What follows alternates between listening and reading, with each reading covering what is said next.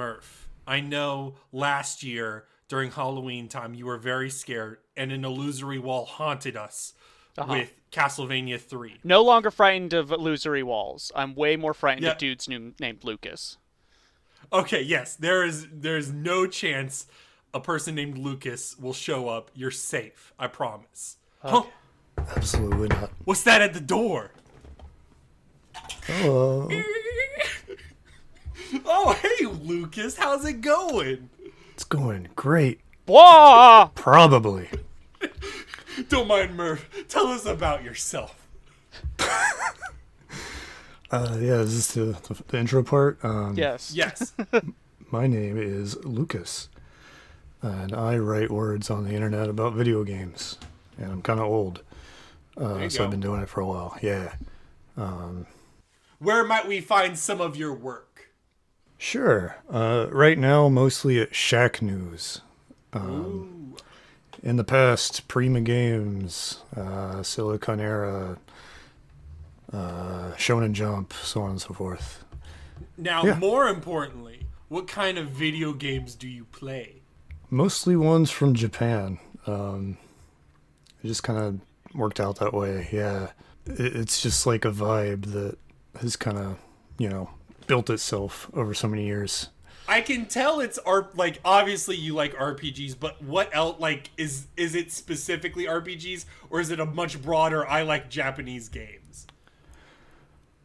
I think it kind of started as RPGs, but over time it's I got into the character action games and stuff like the game we're talking about today. Yep. And it's hard to put my finger on sometimes, but especially these days you can tell if you're playing, a Japanese game. Even though the genres and everything, there's a whole kaleidoscope, I guess, but it's just something about the way they're animated, the way the mechanics work. There's just you can kind of tell. There's a different design approach. Just Yeah. in general, yeah. Definitely. Japanese games tend to be gamier. Does that make Yeah. I can sense? agree with that, yeah. That makes a lot of sense, yeah. But as an older fellow, do you is the draw what was there to hook you at the beginning into the games from the East? Was it? That's a great question. Did it start with the NES period, you're getting your Final Fantasies and your original Castlevanias? It's funny because I was a Nintendo kid for a long time, Super Nintendo. They are and Japanese. So, yeah, but not as Yeah. yeah. Their mascot is It's less Italian. niche. Yeah, exactly. It's more you could be forgiven for thinking they're from Italy, right? But yeah, mostly Nintendo. So the obvious stuff like Mario and blah blah blah, and then just somewhere along the way, I hit RPGs. So the obvious stuff like Final Fantasy, and then weird stuff like Evil Zone for the PlayStation. For some reason, that game. They're very good at struck a weird chord stuff in me. over there. Yeah. What we call the sicko stuff nowadays. I like the sicko. good Is that shit right? Is Yeah. the dank shit. It's what else they call it. Give me Gungrave over, Oh.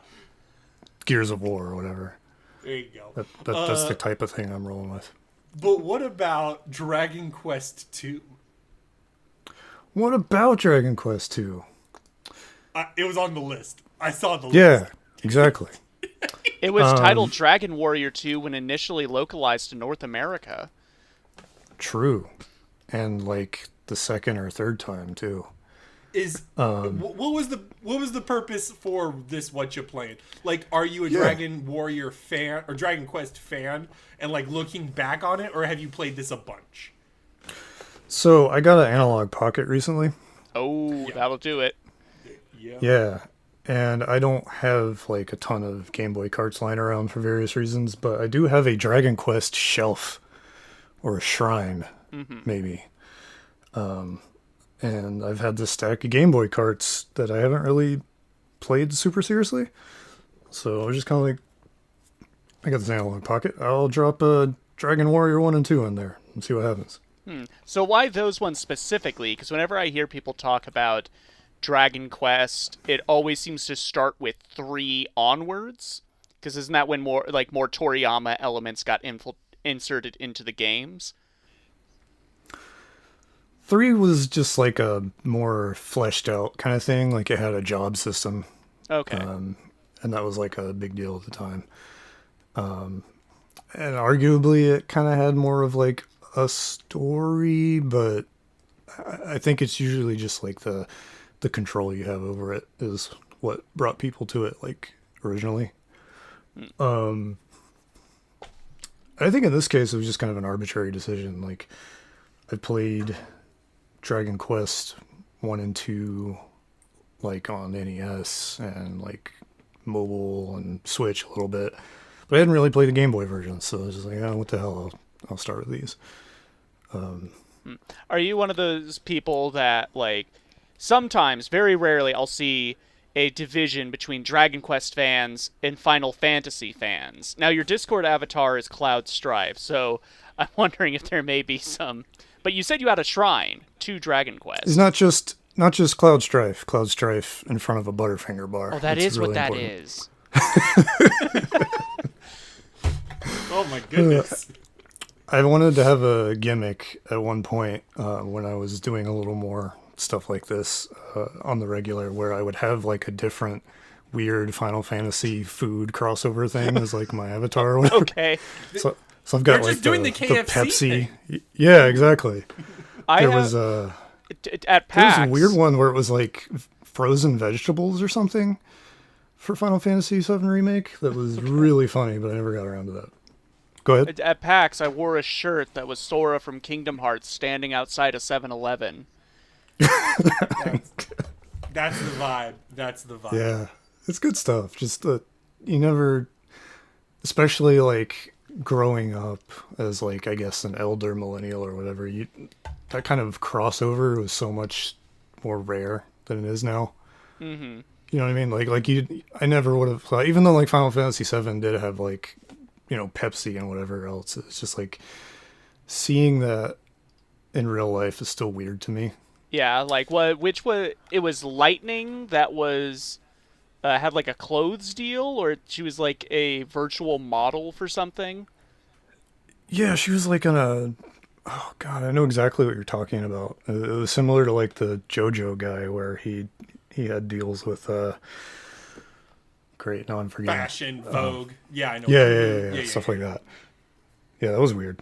And that just reminded me out of nowhere of the main character of Spirits Within being in Maxim magazine. Oh my gosh. Remember it's when like magazines did that? Like Blood Rain was in Playboy. Remember? That was wild. That was Mark like, Simpson I want to in say... Playboy. That's wild. Mm-hmm. That was only like a 1 or 2 year period, but man, that was so weird. I like how that was the period where it's like, no, we're taking games very seriously now. They Games can are like- advertise. I think it was around when like BMX XXX was almost a thing. Oh yeah. And yeah, it was PlayStation Magazine was not a fun time at that period. But yeah, now like you go into Kroger and there's like Naruto on the cup noodles boxes, like he's Mickey Mouse, you know. Yeah. Yep. It's just like, but 20 something years ago, it's just like not would have. I mean, maybe you'll see like Sonic the Hedgehog on SpaghettiOs or whatever. But. Is that the other factor to the fascination with Japanese games? Is once upon a time they were more obscure and mysterious? Probably. Like, I still think they can be. Like, I did not hear of Lucas's second game until he said it. Yeah, that's why I was hesitating to admit in public I was playing it. But yeah, it's like they were back then they were like kind of had that mysteriousness to it. It was like anything that wasn't Pokemon was kind of like weird, and I hesitate to say underground, but it's like you kind of gradually saw that stuff become more and more popular. Well, half the time you had to like buy imports from a convention. You know what I mean? Like stuff like that. Yeah, you had to go to the tapes. weird corner of Blockbuster. Mm-hmm. And it was always like the people running that place didn't quite understand yet, so you'd have, Dragon Ball, and then you'd have like Bible Black DVDs or whatever all on the same shelf. Yeah. Bad times. Both are totally suitable for the whole family. They both have balls. It all looks the same. It's the Japanese cartoons. You just put them all on the same shelf. It's the Japanimation. So let parents and God sort it out. Hey, you know what genre Japan had a heavy influence in? Cyberpunk. You're trying to transition right now. Okay. Right. Oh, God. You tried so hard. I have replayed Cyberpunk 2077. And you may be asking, Brogan, didn't you already play this in January? Yes, I did. But it was different back then. I promise. You were a younger man. I was a younger man. And also the game was worse. There was a patch that happened with the Phantom Liberty DLC, which basically revamped large portions of the game's design. Specifically tech trees, but they also revamped a lot of how driving works. And they also revamped like stuff like the police. So the police function much more like a Grand Theft Auto type thing, which makes the city feel more alive. Mm-hmm. So like all those things really added up to a very unique experience. And I especially liked the leveling system now. Like the leveling system is actually fun and encourages a lot of different modes of play. They kept some good things from before, but there's a lot of new stuff too. Now, is this like a No Man's Sky situation where they've just released this big update that, I don't know, in a way redeems the initial launch? Or do you still feel like they're like scrounging to get what the original dream of Cyberpunk was?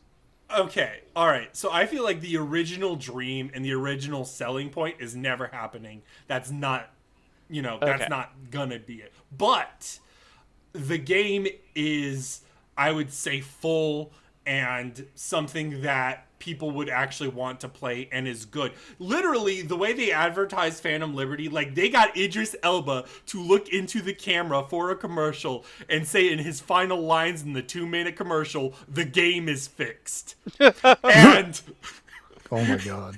Wow. And I think that does sum up what patch 2.0 does. I won't talk about Phantom Liberty until next go around, but I will say the game feels good.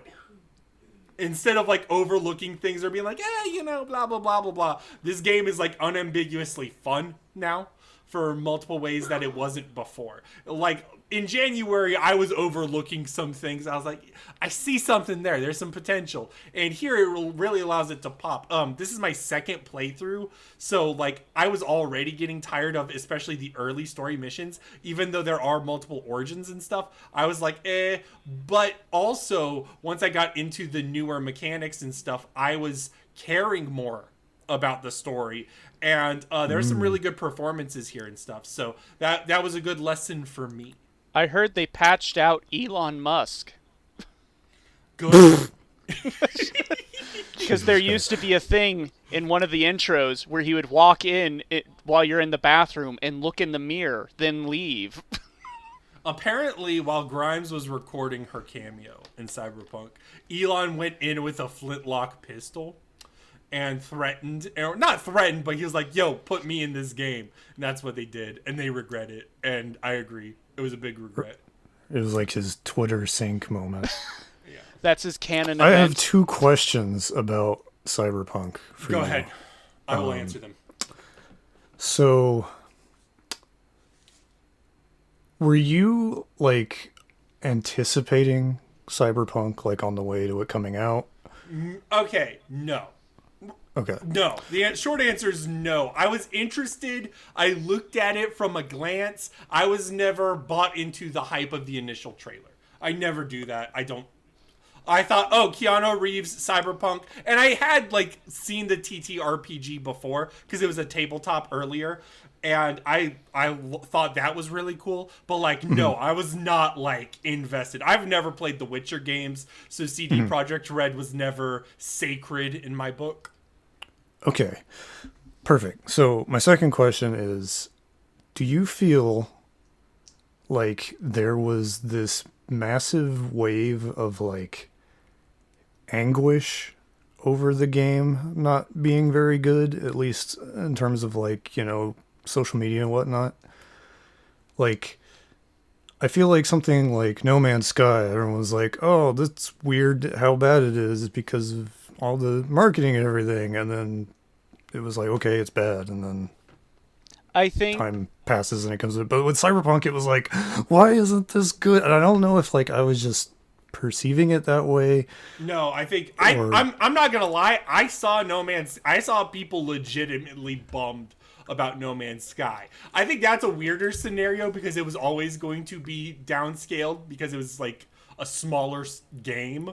But like I saw disappointment in that, and so when you're saying that about Cyberpunk, I was like, oh my god, I saw that everywhere. It was a botched launch, and then a lot of people really wanted this game to be good, and there were good things to it. So like when that happens, you start to defend the game in weird ways, but it was a shit. I show. think it was a shit. The show. difference between No Man's Sky and Cyberpunk is No Man's Sky, Hello Games was just blatantly lying about a lot of stuff like they thought were going to be in the game, that they were going to put in the game, and they ultimately didn't. Like there was an entire website titled One Man's Lie, cataloging all the things they just lied about in interviews and stuff. And, you know, that's not up for interpretation. They did just flat out lie. And then they redeemed themselves with several major updates, free updates down the line, which is good. Whereas with Cyberpunk, it wasn't so much what the devs were saying in interviews, so much as the reputation that CD Projekt Red had accumulated by that point. Because The Witcher 3 was like this huge, titanic game that people were like, this is the good AAA game. This one's good. You know, this does what all the other ones are too afraid to do. And so there was this idea that, like, oh, they're making, like, a from-the-ground-up Cyberpunk game. It's going to be the game that saves video games. Because CD Projekt Red is developing it. You know? Keanu Reeves is literally saving AAA gaming. Yeah, exactly. But, like, when they revealed they had Keanu, it's like, oh my god, they got Keanu money? This game's going to be huge. Yeah. And then everyone with a PS4 watched their PS4 explode trying to play it. Honestly, they shouldn't have put it on those consoles. And I think even now, it's weird when AAA games try to do... Because now it's much more weirder with the Xbox stuff. Where it's like, yeah, we're releasing these for these older consoles. And it's very clearly struggling for performance. Mm-hmm. It's just weird. I remember like the wildest part of that being like for a hot minute, it was like the Stadia version that was like the most stable and functional. Yeah. R.I.P. Stadia. R.I.P. How's Keanu in the game? Is he better the second time around? They did not patch Keanu to be better, if that's what the question meant. You know who's looking like Keanu Reeves more and more? Alan Wake. There you go. All right, you tried. Tell me about Alan Wake. I've played this game before, so go ahead. I imagine most people have. I'm just late to the party on this. You missed out on 360 games. I did, but I've had Alan Wake. I started Alan Wake, and I got right up to the last chapter, and I was like, oh, I'm going to beat this for Halloween. And then Halloween came and went, and I didn't. And so it's just been sitting there for a while, so I replayed it from the start, and I finished it just earlier today. The original or the remaster? The original. I don't have the remaster. That's on Epic. I bought Alan Wake literally just before, if you remember this, when it was getting taken off of Steam, because the music licensing or something like that had relapsed, and so it was being pulled from Steam. So I was like, oh, I gotta buy this before I can't get it again on PC. Right. So that's when I bought it, and I just finished it. Alan Wake is one of those ones that seem like, as someone that never had a 360 PS3, seems like a defining game of that gen, like up there with Infamous in my mind. Like that game just seemed like such a fresh concept. It seemed like such a PS3, Xbox 360 type game, if what I'm saying makes sense. It does. It 100%. To me, it plays like it. Like, I played the remaster, I think, last year, and I just, in design, it felt like a 360 PS3 game. Yeah, it's very post Resident Evil 4 in a yes. lot of ways. Yeah, it's probably like the best. We're trying to be a video game, but also like a movie/TV show game I've played. Where I like how it does its like episode or like the segments of storytelling. Yeah, Remedy really cool. is so good at making these levels that just feel like actual places I have been to. Mm-hmm. Like in Alan Wake, there's a bit where you can just pop into in one of the levels, you can just pop into a library. And upstairs, there's like a kids section where they have all this like unique art of these library mascot characters being like, read your books. There's nothing up there, but it makes sense for this small town library to have a kids section. Yeah. And that just kind of goes along with a lot of the level design. It feels very grounded, even though it's dealing with this like larger than life concept of this writer has written a horror story and is now living it. Yeah.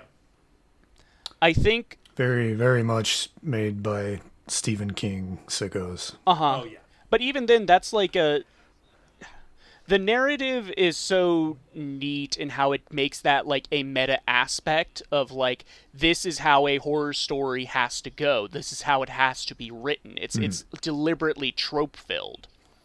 Because that's how for lack of being able to explain the plot of Alan Wake, which I assume most people have played, it's playing with the ideas of narrative and how a narrative has to go a particular way for a story to have a satisfying conclusion.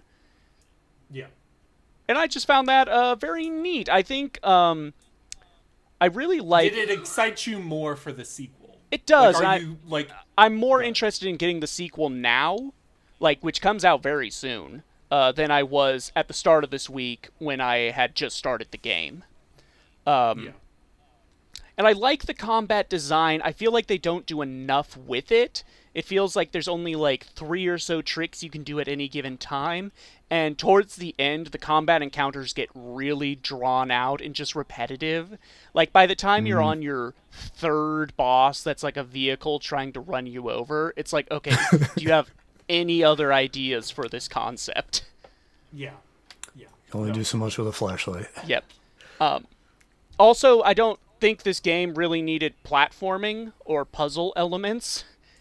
I don't play Alan Wake and think, this needs a jump button, you know? Yeah. Yeah. I was going to say, sometimes the level design, like, when it's like the actual grounded environment, it makes sense. But sometimes, especially like with how the enemy encounters work and stuff, it feels intentionally like, and then this happened, and like that nice jump scare for a horror. But I don't know, man. Sometimes it also just feels. This is not a scary game. I was not scared, like even remotely playing Alan Wake. Yeah. Yeah. Alan Wake's neat because, at least for me, like there's a very small handful of games that I feel like kind of experimented with like what text looks like in a video game that's like relevant to, I guess, the story.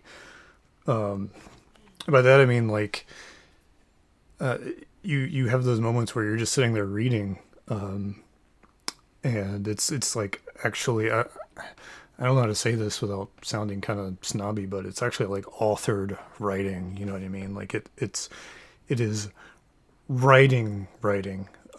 Whereas like a lot of games at that time, you would encounter that kind of text in like codex entries or whatever, and those are has a personality. It pops. Yeah. Whereas exactly. a lot of like lore documents you pick up in games similar to this are just very expository, and they don't really feel like they're written by a character. I was gonna say like only like 2 other games I can think of really did that. Was like Lost Odyssey and a game called Murdered Soul Suspect, which flopped so hard it bankrupted the developer. I know that one. Like, is that actually good? Yeah. I mean, it's fine, but it's full of that kind of thing where you like find a thing to read, but it like reads like an author wrote it instead of just like a video game chunk of writing.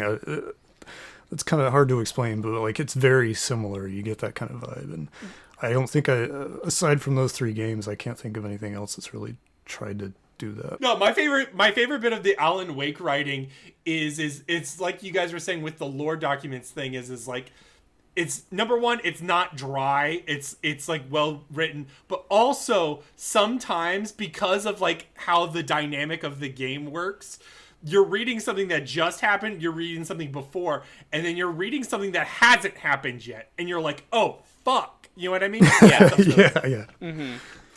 That's the best part. Remedy is just very good at getting you to engage in the text of the game. Like this and Control are one of the few games where I will like just stop and watch just a video on a screen happen. Like in Alan Wake, you can turn on TVs and watch episodes of like this Twilight Zone ripoff show, and they're always engaging. And is it like dropping breadcrumbs and clues about the nature of the story of Alan Wake? Not really. It's just kind of world building. And that's very, the texture of it is so nice and digestible. You know what other texture's nice and digestible? Oh no. The Jackbox Party Pack 10. I was given a review code for this after doing a closed doors beta at PAX. They like you. Do they like you? They like me. They really like me. Oh. Jackbox 10, I think, is one of their better packs, and I'm going to say 2 packs. I wasn't too hot on 9. I wasn't too hot on 8. I think this has 3 to 4 out of 5 really good games. That's good. That's a good batting average. And it's also got a good mixture of the game. So you have a sequel to TKO, which is just sort of your generic like party game, let's say, and draw some stupid stuff, but they give you some additional options for drawing. The drawing is done like their game Champed Up, where you have a pen for drawing outlines and then a highlighter for filling in. You can also choose different types of t-shirt, like a t-shirt, a sweatshirt, or a tank top, and then you can change the font up of the text. And that can get some good comedy out of it. I can see that, yeah. Yeah. I was just gonna ask, and feel free to like table this for a second, but I am so curious what a closed door demonstration of a Jackbox game is like. They pull you aside into a conference room, and then they close the doors, and then they boot up Jackbox 10, and you play the game with everyone else there. Okay, cool. This is like there's 3 or 4 ways this can go, and some of them sound way more awkward than. Yeah. Sometimes they close the doors and then break your kneecaps. I'm just kidding. Like, what if you like play it by yourself? Oh no! Well, there's like PR people just staring at you. Yeah. But the other game they have, Fixie Text.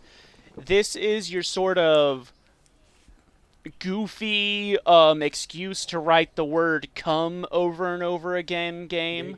There you go. Kind of like classic. Yeah, kind of like Job a couple packs ago. What this is that you are doing text messages. You're split into teams, and you guys place your cursor. You'll be given like a text you need to fix or to spice up.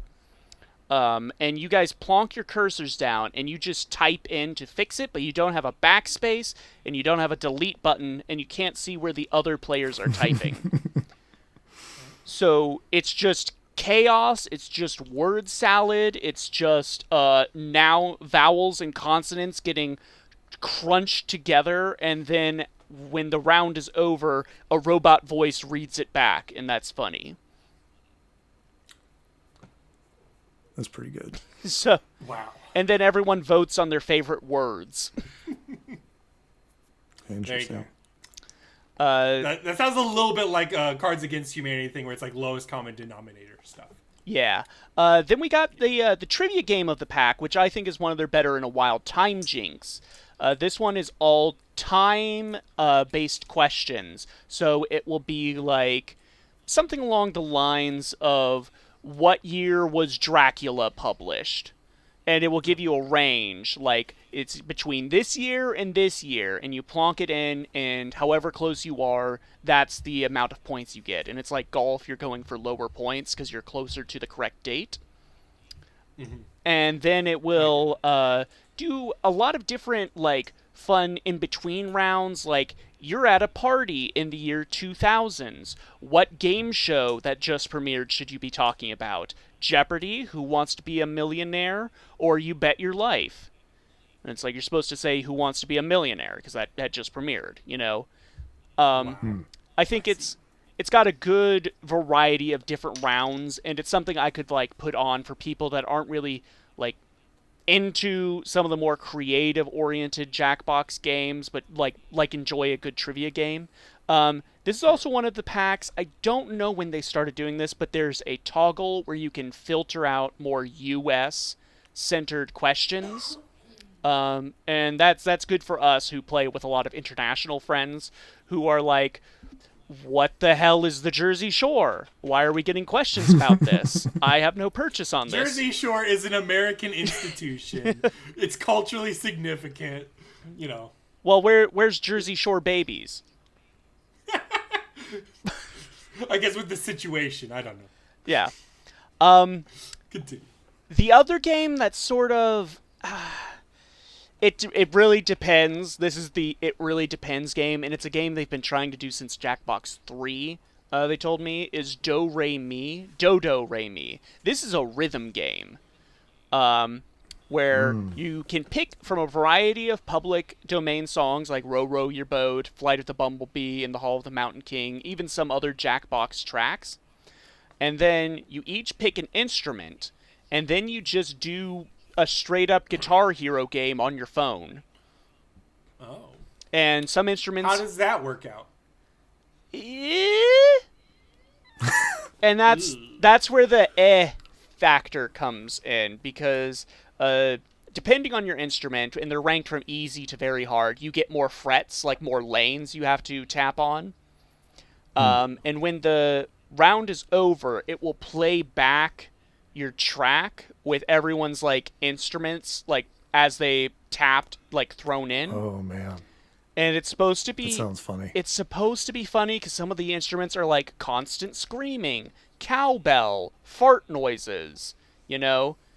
But it just sounds like a bunch of kids with a soundboard just pushing buttons. Like, it never comes out as, like, any sort of cohesive melody. So basically what you're saying is my music in high school. I get it, Murph. Yeah.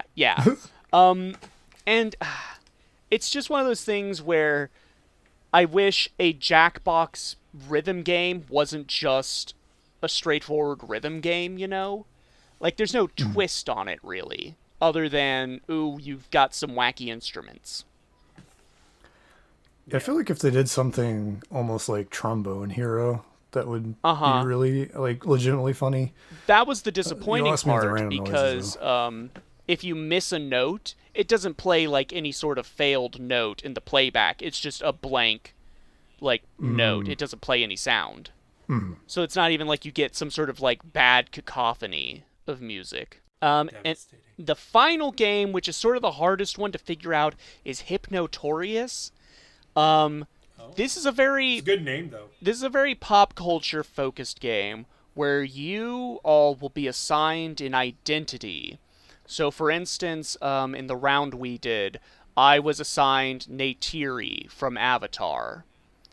And you will all answer... You're not supposed to tell anyone else what your identity is, but you're all part of, like, 3 categories of character.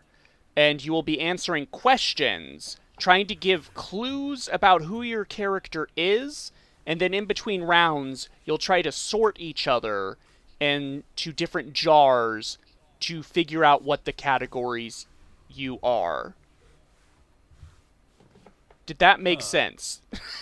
Is it the way you described it to me? I vaguely understood it as it's like the note card game where you put the index card on the thing and you're guessing that sort of. Yes, but you don't know what the category is. You don't know what the other players are. You only know who you are and what the other players are hinting to you are. So it's meant to be this collaborative game, but also you're trying to be a bit coy with it for reasons that are unclear. Have you ever played this? Have you ever played this card game called, like, I think it's like Codenames? It functions like that. Codenames, yeah. Mm-hmm. Yeah, Okay. yeah, it sounds like that. So in that round where I was Neytiri, there was another character who was Genie from Aladdin, another who was Papa Smurf, and another who was I think what was it? Big Daddy Smurf. No, I think it was like Santa Claus or something like that. And the thing is that Sure. 3 of us were blue characters, and that was the category. And then the guy who was Santa Claus was the outlier. You know, and that was what we were meant to figure out. Nice. In the demo I did at PAX, the categories were Halloween and Christmas, but my identity was place card. And that's because I was the outlier, and my category was weddings. Oh, that's so weird. Huh. So it's just something like, and I was like struggling to think of like, how do I answer questions as a place card, you know? Yeah. Um, Yeah, it functions differently because it's an entirely separate, like, category concept. Yeah. yeah, and if you're the outlier, you don't know you're the outlier. But you get points if people like sort into a category with you. I see.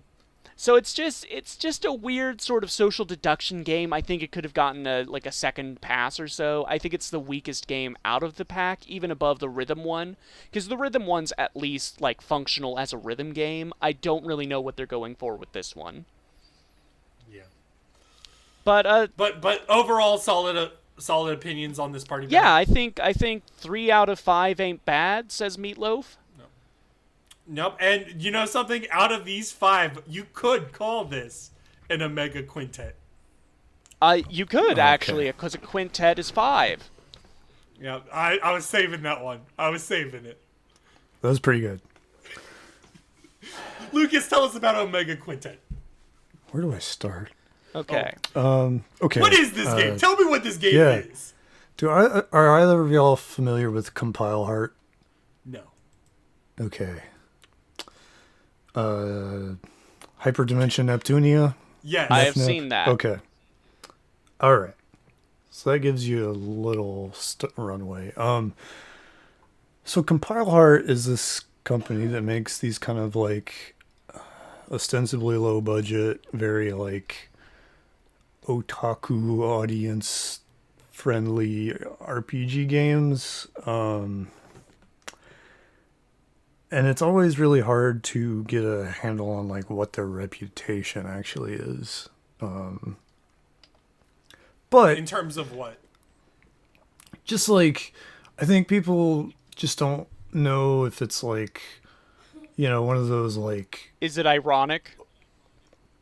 yeah, like I think people can't really tell. Like, is it ironic? Is it like a weird game for horny nerds? Is it just like Is this Senran Kaguya? crap, you know? It almost like kind of dips into similar things, but a little more like piss takey about it. It's hard to explain, but So just going off the Wikipedia description, a hybrid between an idle simulation game and a role-playing action game. yeah. So like what Compile Heart games do that I think is interesting, and I don't think I ever would have played any of these games if I wasn't like in the industry and coming up when these games were coming up. Mm-hmm. Therefore, you write for a tiny baby website. These are the games that you definitely get codes for. Fair enough, yeah. Yeah. But like over the years, these games kind of grew on me, and a lot of it is because like they're generally turn-based, but they add these like layers of complexity on top of like standard turn-based combat, in a way I think is more interesting than like timing mini games or whatever. Mm-hmm. And they're especially like heavily combo oriented.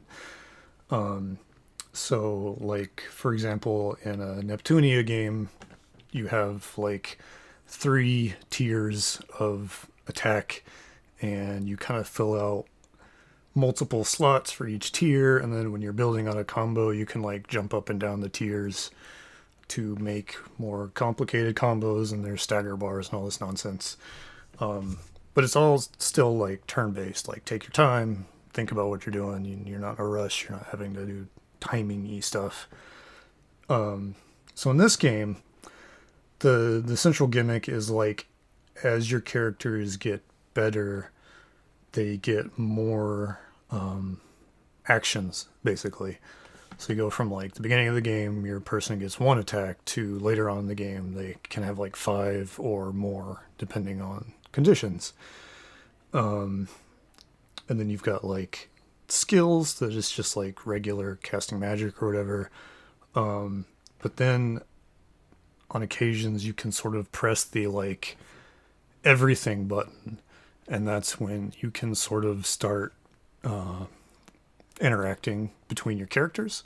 So like, if you use specific skills in a specific order across different characters, then you can sort of almost alchemize like a totally different, super powerful, fun, flashy skill. So it's just like they just add stuff on top in a way that I guess is just really fun to tinker around with. So because there's never really like a you have to do it this way, or like did you this use is the optimal. PlayStation Move controller? No, not at all. Oh wait, do I use it like just in general? Or no, it says it's or for this game. Yeah, it looks like it was compatible with the Move. Oh, I just use buttons. Wow. I'm playing it on PS5 for what it's worth. Yeah, and then like, so the whole idol gimmick thing is mostly just like the premise. It's like there's monsters blowing up the world, and the only things that can stop them are these pop music girls. And, Tale as old as time, really. Exactly.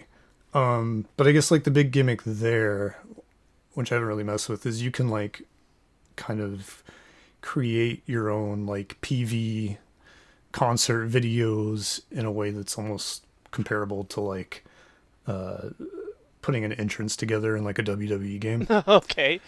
Is the music Yeah. good for being a game focused on music? It definitely has a lot more like production value, like vocal music.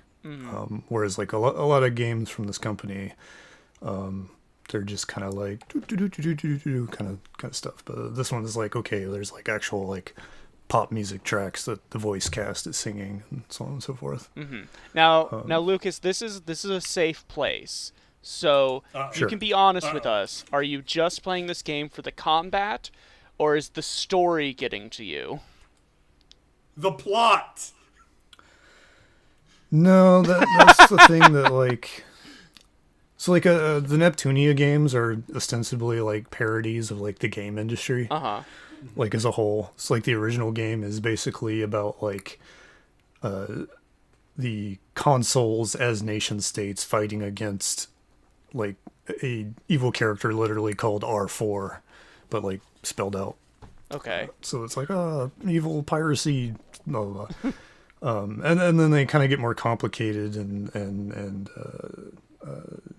insular as they go on, and this one's more just kind of like bubblegummy.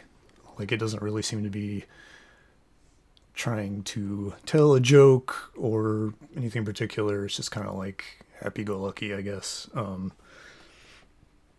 Okay. Did you play? Like, I think I just started it to like. Oh, go ahead. Did you play? What was it? Fire Emblem F Sharp or whatever? The Persona Fire Emblem crossover. That's Tokyo Mirage. Tokyo Mirage. I played that game. That was it. Yeah, that game rules. Okay. In terms of a pop idol JRPG, that's superior to this. Well, it depends on what you want. Okay. Do you want the pop idol stuff to be more just like part of the vibe, or do you want to actually go in there and like be the manager? You know what I mean? Yeah. I can be the manager? Yeah, you direct your music videos, you know? Okay. I see. Yeah. I see. So it's like more like, I don't know. No, I do not want a casting couch, unfortunately. There is no casting couch, and I'm very grateful for that because you know, thank goodness. You see a game like that, you probably wouldn't put it past it to have something like that. But thankfully, but it's tasteful, right? Like, how far are you in it? Pretty far. I want to say like over halfway through, and I'm definitely kind of feeling kind of sunk costy about it. You know, like I put a lot of time into it. Gotta see it through. Yeah. I think, like, if I was, you know, doing it for work, I probably would have been like, I think I've seen enough by now. But yeah, I'm having fun, like, kind of tinkering with the systems. Like, it's weird because I have pretty, like, serious ADHD. And it's the kind that goes undiagnosed for multiple decades. I've but never. Go ahead. Yeah, but I bring this up because like that really can impact the way I like interact with certain kinds of games, especially like grinding because I like RPGs so much. So it's like there will be a certain way a game will do something that I just like can't stomach to play anymore. Like my brain just hates it. Or how does the ADHD? Like, I gotta know then. Go ahead. In that, he was just taken by the darkness. He vanished. Did he get Norded? I don't. The ADHD got him. Yeah. Jeez. But yeah, basically it's like if there's a lot of grinding in a game, and it hits this like sweet spot where it's like. It's not demanding too much, but it's interesting. We have a term on this podcast we call the podcasting games. The games that you can play while listening to literally anything else, and you just find the time passes away, and suddenly you're at the level you need to continue playing. Kind of. I mean, that's definitely like Dragon Quest for me. That's my like ultimate like... The pacing of like, you know, like the experience scaling, if you will, like feels good. So I'm not like, I never feel like if I'm grinding because I just want to go out and, you know, build up money to get equipment earlier than I should or something. Like I don't feel forced to do it. Mm-hmm. Yeah, I can. I think it's also why like I'm sorry, I totally interrupted you, but. Oh, no. As someone with diagnosed ADHD, I can definitely speak to, and Brogan can agree with me that I get very nettily about games that in my perception waste my time with needless. Is nettily a word? Yeah, you know, to get nettled, to get nettily. Okay, continue. About games that waste my time with needless grinding or getting in the way of the narrative I am invested in. Yeah. Like for me, something like a timed hit system, like in a Mario RPG or Sea of Stars, like that really throws me off because it's like you got to be awake. I don't want to be on constantly when I'm like just fighting normal battles. Mm-hmm. Yeah, I can definitely understand that. Yeah. Yeah. Well, are we ready for the variety minute? Are we ready? Well, you said it, not me. Let's do it.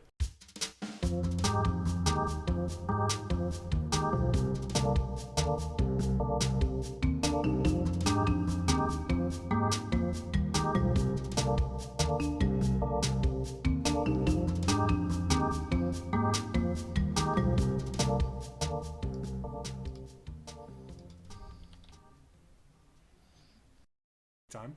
This week's Variety Minute is the Castlevania timeline. Now, if we went full nitty-gritty on this, and this is also a different kind of Variety Minute here, but if we went full nitty-gritty, we'd be here like an hour. Forever, yeah. We'd be here forever. So we're going to be a little brisk at this. But let me just get a vibe here. How do you all feel about how Castlevania does time? It's a bit, now as someone that's only played 3.5 Castlevania games, But I'm aware of them. I'm aware of ones down the line and such. It always struck me as a little Assassin's Creed before Assassin's Creed, like doing different time periods and sort of updating the imagery in such of certain entries to give them their own unique flavor. Yeah. I agree. It feels very like, this may be a hot take though, is sometimes I feel like they don't fully utilize the time period. Does that make sense? Like, I mean, it's kind of hard to do it for like, especially the earlier ones. So we start with Lament of Innocence, 1094 AD. This is the PlayStation 2 game, starring Leon Belmont, and it's a fun game. This starts everything where the vampire killer becomes the legacy weapon and all that. I like Leon as a character. He looks like the inverse Dante to me. Oh yeah, that's a good point. Yeah. And I think that was definitely intentional because I think 3D Castlevania has no idea what it's doing, and every time they make it, they're making it based on a more popular series. Same with Lords of Shadow for God of War. You know what I mean? It's just like, oh, this is what's working. But yeah, and then after that, we finally hit Castlevania 3: Dracula's Curse with Trevor Belmont. We've done this before. The first real appearance of Dracula. Right. And then we have Curse of Darkness. Lucas, what do you think of Curse of Darkness? It's weird. I think it's really cool how like the Netflix series takes so heavily from it. Yeah. I don't have a ton of opinion on it as like a game. No. but like I think it's interesting. I think it's cool. Like I feel like the Castlevania timeline benefits very heavily from it mostly being like one guy made it. Yes. Yeah. Yep. Yeah. It should be noted that like, even though he's not like the creator of the series or whatever, that this current canon, quote unquote, timeline is like pretty much curated by Igarashi, the guy who did the later Vania games. And he weeded out some of the silly ones or ones that don't really work. So this is a pretty consistent timeline. And Curse of Darkness does tie in a lot with Castlevania 3. Like Trevor shows up and all of that. And I do think it did really good writing. Like Isaac is 10 times better in the show than he is in the game. I don't know. I'm not going to lie. Every time I play Castlevania The Adventure and Castlevania 2 Belmont's Revenge, these are the Game Boy games, 1576 AD and 1591 AD. I have not beaten these games. I never really gel with them. The first one is just awful. It's just a trash game. Like it's not fun. It's bad. The second one's like way better. But I haven't beaten it because when you fight, what's his name, Soleil at the end, it's just like impossible. So the story, Murph, is that Christopher Belmont is just one of the Belmonts or whatever. But in Castlevania 2, Belmont's Revenge, his son Soleil has his mind taken over by Dracula. So you have to beat your son, basically. Okay, and they didn't want to call that like Castlevania Junior? No, because Kid Dracula already was there, so it'd be confusing. Okay, where's Kid Dracula on the timeline? Not on it, I think. It's not canon. It's just one of those things that's like to the side. What's funny, this is the funniest fucking trivia I love. The main villain of Kid Dracula is like the secret super hard boss of Symphony of the Night, which also stars Alucard. So it's just funny. That's cool. It's incredible. What a game. All right, here's a question for you, to the whole panel here. Which Castlevania 1 is canon? The one that matches up with the most recent entries. Obviously, it's Castlevania Chronicles. Is it? Is that obvious? Was that a joke? I was being stupid. I don't know. I looked this up beforehand because I was dying to know. Because obviously there's Haunted Castle, the arcade game. There's Castlevania 1 for the Famicom. Then there's obviously what you said, Castlevania Chronicles / 6800 version. And then there's fucking Super Nintendo Castlevania 4, which is also the same like story. According to Igarashi, it doesn't really matter. It's like the same. He says it doesn't matter, but he would say the NES one if you had to fucking nail it. That makes sense. Yeah, I think that makes sense. Like a lot of the Castlevania timeline is really just sort of like piecing the relationships of the Belmonts together, which I think is really fun. So really all you need from that one is like Simon Belmont is there and he beats Dracula because he's really strong. And he's like one of the few to actually like have that legitimate one-on-one with Dracula. He just did it by himself. That's why it's, exactly. But I also think that's the hard part for like, obviously when it comes to like adapting, Simon is the most famous Belmont, but because he's alone, it's really hard to make like a plot. Well, he's just buff as hell. He was in Captain N, the Game Master. True. That's true. And his, I can't ignore that one. And his whip was sentient. Is that in the lore? Sort of. Yes, the whip has like a spirit inside it. Yeah. Okay. They had like that is lore. That is lore based. They had their Skyward Sword where they explained the whip. That I said it earlier. Lament of Innocence. I said that. I call that one Lamau of Innocence. Okay, all right. We gotta keep going. Okay, but that is not the only Simon game. There's also a second one, Simon's Quest. And Murph, did you catch the Simon's Quest reference in Rondo? What a terrible night for a curse, you fucking wanker. No, the first town. The first town is officially one of the towns in Simon's Quest. I haven't played Simon's Quest. It is what it is. Okay. You can just tell by like the sprite work, and also there's a sign that says the name of the town. Anyways, in that game, Simon has to prevent a cult from resurrecting Dracula. He has to collect scattered body parts and burn them, and that's it. Wow. He's also doing it because like it turned out Dracula actually like bit him or whatever, right? Yeah. Oh yeah.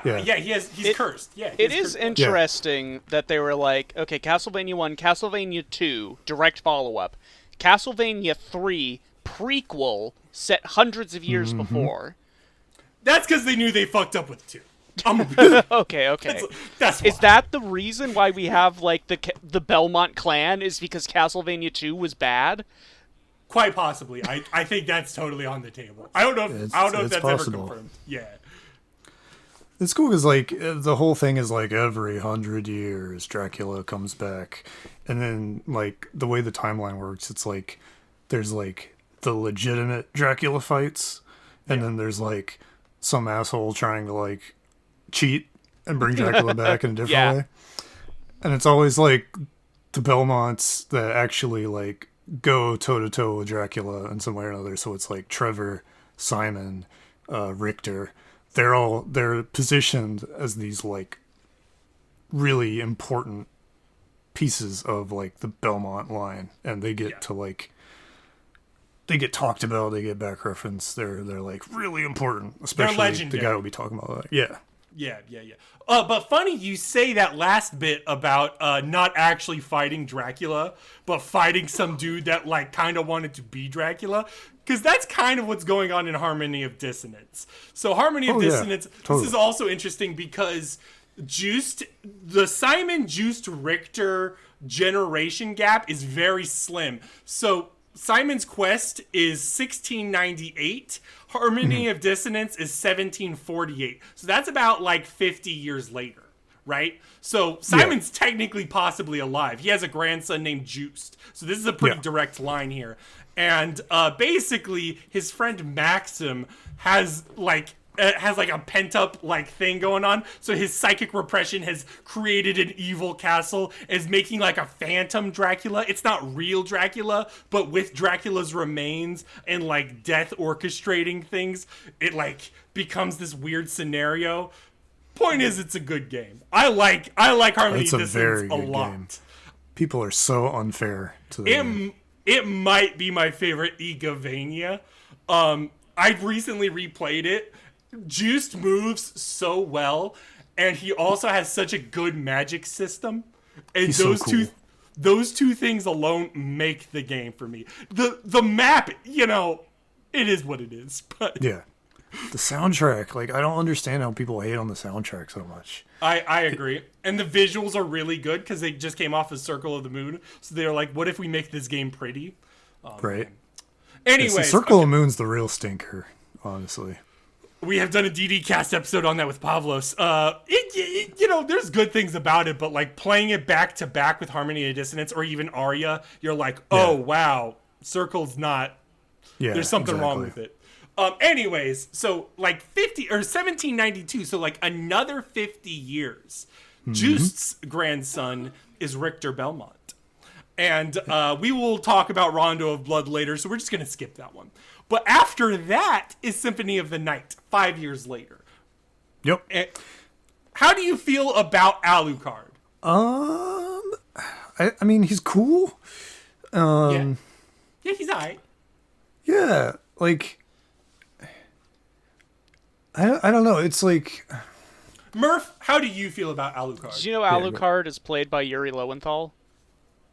Oh my god.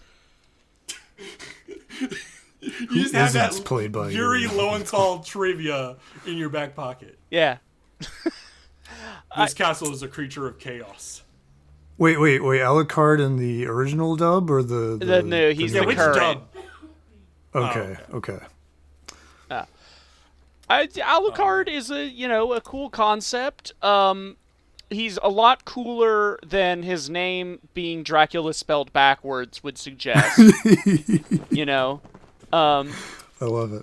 Oh, just wait. It gets better than just Dracula backwards for Alucard. It is something where I wonder, like, were people at the time being like, oh my god, you get to play as Alucard again, the first time since Castlevania 3, Or was Symphony really most people's introduction to Alucard as a character? I think Symphony was the introduction. Is that just because Symphony is one of those greatest games of all time, so everyone's played it? Well, it's weird because it was kind of a flop when it came out. So really? It's one of those games that, it got bad reviews. Because it's like, it's a 2D game. Why would I play that when I have these amazing 3D graphics? Oh. Yeah, exactly. That was the narrative. So you gotta go play Curse of Darkness. Or Crash Bandicoot. Oh my! Well, no, it was released not alongside, but its contemporaries were the 64 games. So they were like, 64 games look amazing. Why does Symphony of the Night feel like a step back? And it does use a lot of sprites from Rondo, but no one can deny Symphony of the Night looks good. Oh yeah, looks good, sounds good. Yeah. Anyways. I think Alucard is 10 times better once Kojima does the art. Not Hideo Kojima. I mean the concept artist. But I think the Bela Lugosi Castlevania 3 Alucard doesn't hit the mark. I think he's not a fun character in game, and he doesn't really evoke a lot. But Symphony of the Night really makes him good. And in terms of release order, this is where Castlevania starts getting, a full-on plot, right? Pretty much, yeah. It's where the Iga kind of first, he's not in charge at this point, but he does basically, take the lore book and, do something with it. Yep. Yeah, and I mean, there are references to Castlevania 3 multiple times in Symphony of the Night. Yeah. So that's always really cool. There's a fake Trevor, fake Sypha, fake Grant fight. And there's also a time, one of the best interactions in the game is the first time Maria, who's 16 years old or whatever at the time, mentions Belmont. She's referring to Richter. Alucard literally has a bubble over his head, like a thought bubble, and it has a sprite. It's a sprite of Trevor, in NES style. That's really fun. That's cool. Yeah. But anyways, after that, because of the events of Symphony of the Night, Richter relinquishes the vampire killer. He is like, no Belmont shall do it ever again. We'll see how that goes. But there was a clan, so technically... I love this part. Technically, there is Castlevania Order of Ecclesia, where you play as Shanoa. Right. How do you feel about this, since you're so excited? I thought we were going to talk about Bloodlines. I forgot that this next. But I do like that game. It's interesting in a lot of ways and very challenging. It's weird being the last Igavania for the DS. Yeah, because it's so it's not off on its own. Yeah, it's its own thing. But I like it. Yeah, and then we can finally go. All right, you were so excited. Castlevania Bloodlines. John Morris, not Jonathan, but John. Really good. World War One, baby.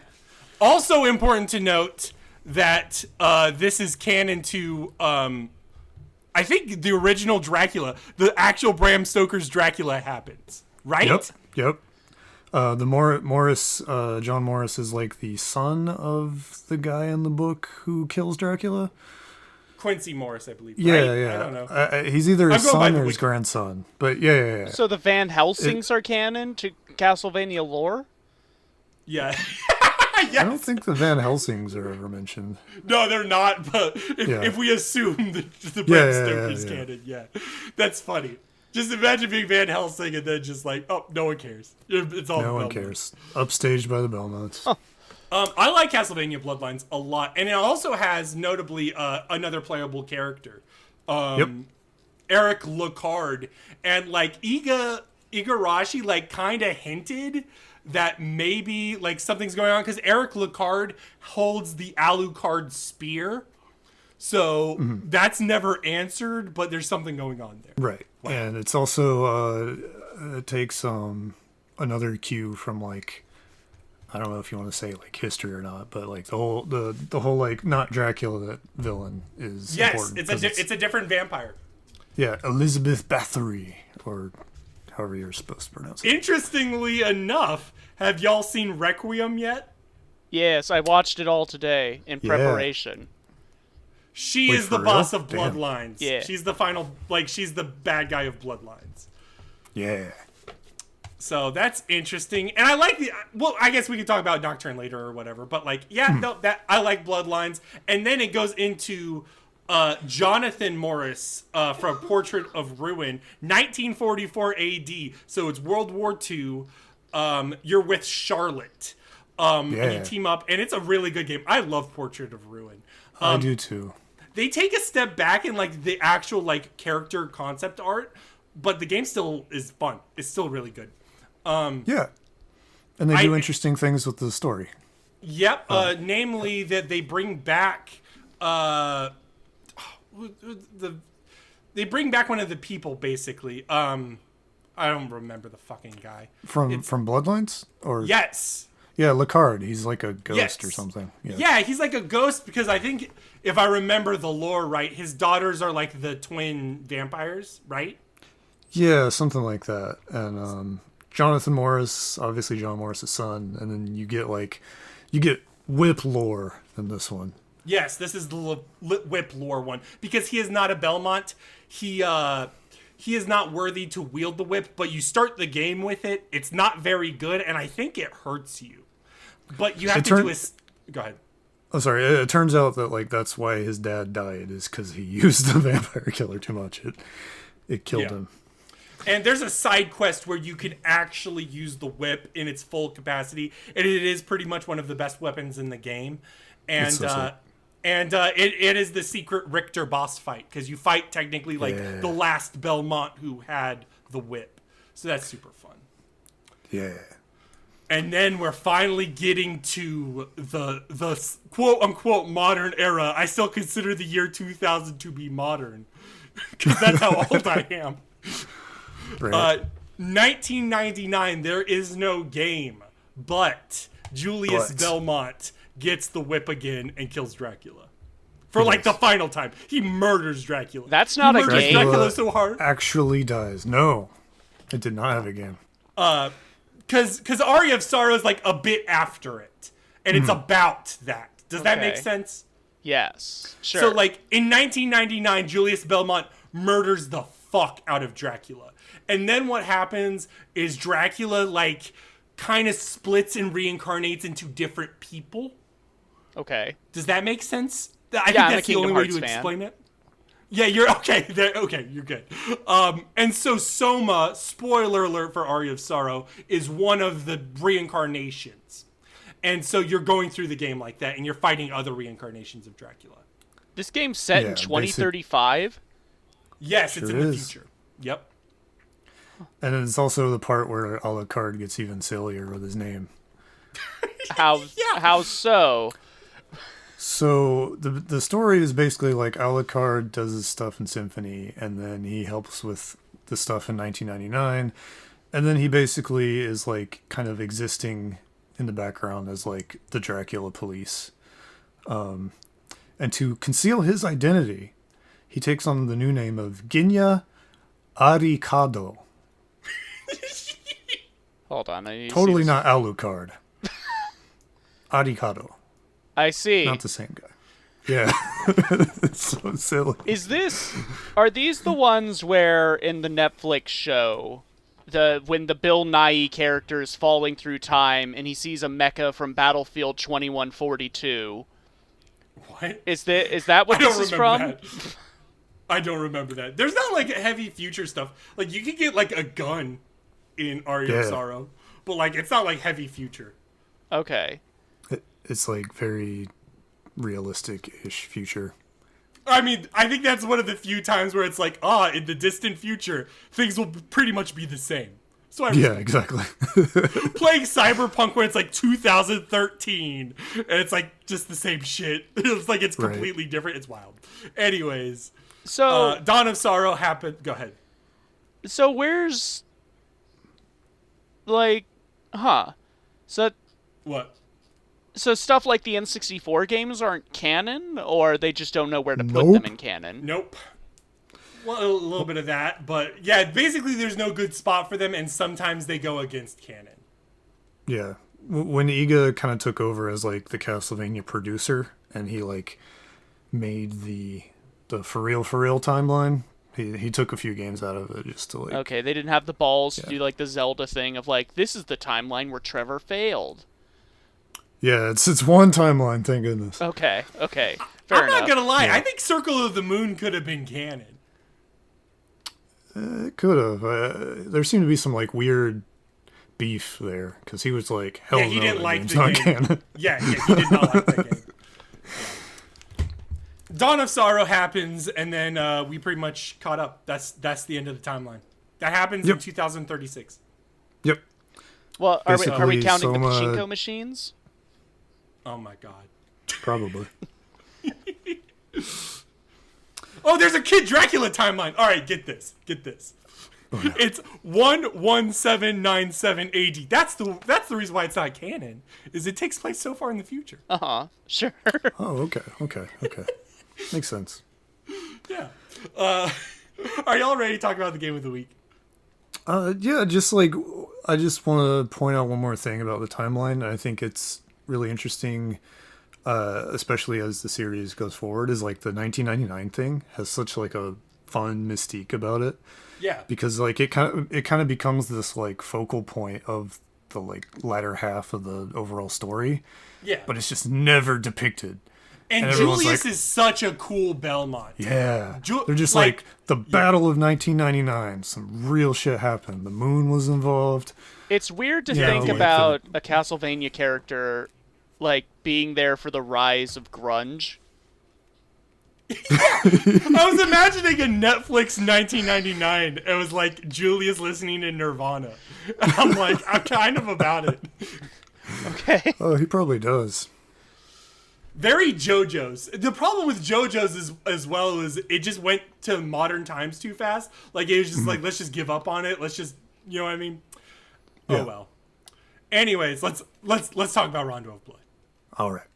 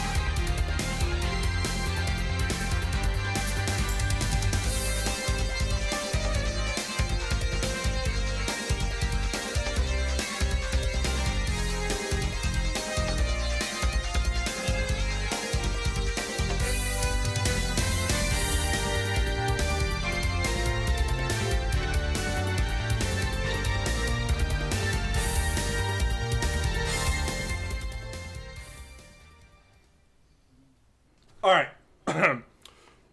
This week's game of the week is Castlevania Rondo of Blood. Rondo of Blood was a game that released in 1993 in Japan for the PC Engine Super CD-ROM system, or TurboGrafx 16, and it was directed by Toru Hagahara. Hopefully I didn't butcher that. The game was remade as Dracula X in 1995 for the SNES. And then there was a PSP remake in 2007. And then the Wii Virtual Console finally released the game like on its own in 2008. An evil sorcerer named Shaft and his cult have revived Dracula, and they've kidnapped many of Transylvania's maidens. Richter Belmont, the newest in the bloodline of Belmonts, has risen to the occasion to murder Dracula. You will be going through many classic Castlevania stages with some unique level variations and routes. You'll also team up with another player character named Maria and have access to a new ability called Item Crashes, which are special moves for your sub-weapons. Your mission is to stop Dracula once and for all. Well, at least until Symphony of the Night. Everybody, what did we think of this game? 10 out of 10. It's a good game. This was a very disappointing adaptation of Castlevania Nocturne. I mean, half of the characters don't even look like their original designs. There was no Aztec vampire who said, "Little soy boy Belmont." Oh my goodness. The game's tight. The game's tight. Game's good. I think what I was feeling most about this game is this feels like a flex. Like, from a production angle, like the music and the graphics, like this feels like one of those games like that is designed to show the tech of a system, get you to like buy systems. And I don't know if that's like ironically funny if it's from a system that technically only had like 6 games total, the TurboGrafx Super CD.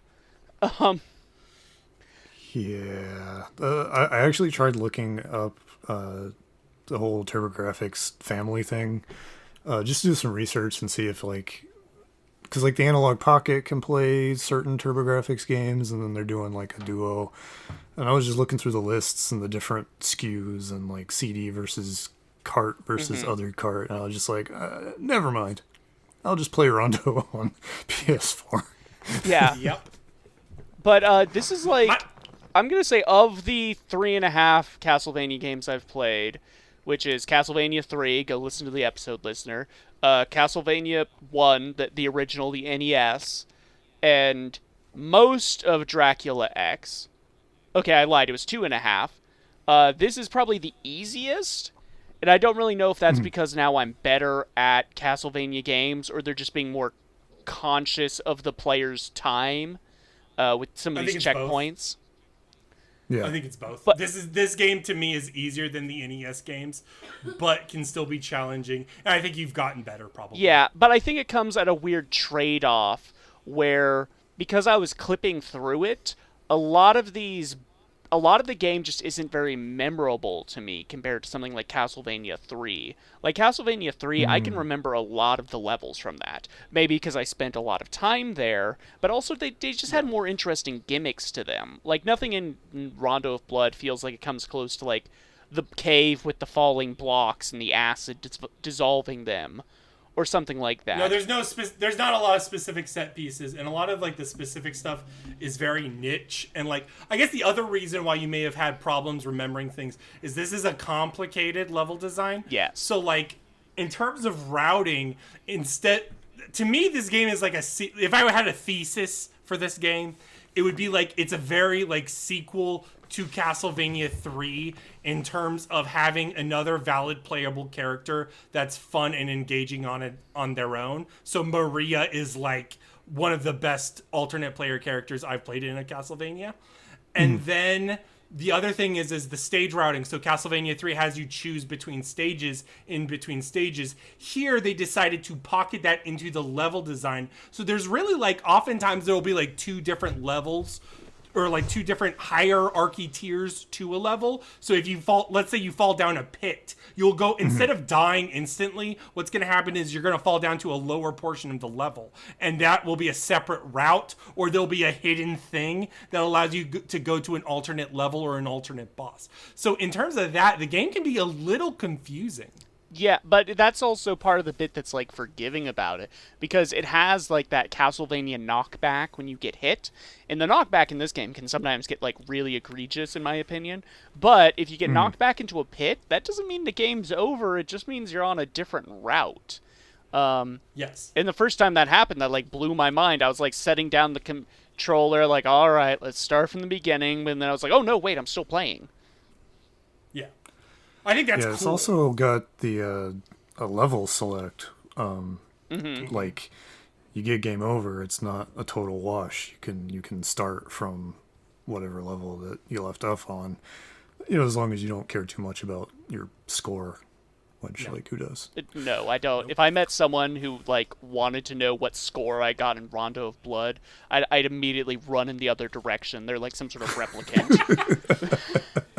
Notably, I think you can use, if I know, like, I don't know how it works, but there's, like, also, to make this game forgiving, there's, like, a demo mode where you can see, like, how a person plays the bosses. So you're like, oh, man, this boss is too fucking hard. What the fuck do I do? There's, like, a thing where you, like, pay in points. I don't know if it's the money you get or, you know what I mean? But either way, you can see someone play the game. So that's really effective, too. Mm-hmm. And it helps that Maria and Richter, like, have their very clear strengths and weaknesses. Like, at the very start, you're like, oh, Maria's easy mode. But then she takes more than 2 hits and it's game over, Yeah. Right. That's why I don't play Maria, is like, I like the room for error. Does that make sense? Yeah, Richter feels much better for bosses. Yes. Yep. And Richter can also, like, obviously Richter's stiff, and I guess that's the other thing is like, Richter's very, as opposed to, say, Super Nintendo Simon, who, like, can whip in, 8 directions or whatever, this Richter is very clearly a fucking Belmont. He plays, absolutely. He plays, like, all the other Belmonts, but he does have some other, like, unique quirks to him that sort of make him feel okay. So he's got the backflip, and he also has this weird move. I don't know if you figured it out, Murph, but like when you throw the whip, if you like double tap the direction, your whip extends a little further. Yeah. No, I didn't know about that. I was actually wondering about the moves, because I remember when Richter and Simon got into Smash, and they were doing the character preview, Sakurai was like, oh, when Richter brings over some of his moves from Rondo of Blood. And it's like, the backflip? Like, I was so perplexed. And the slidey thing. Yeah.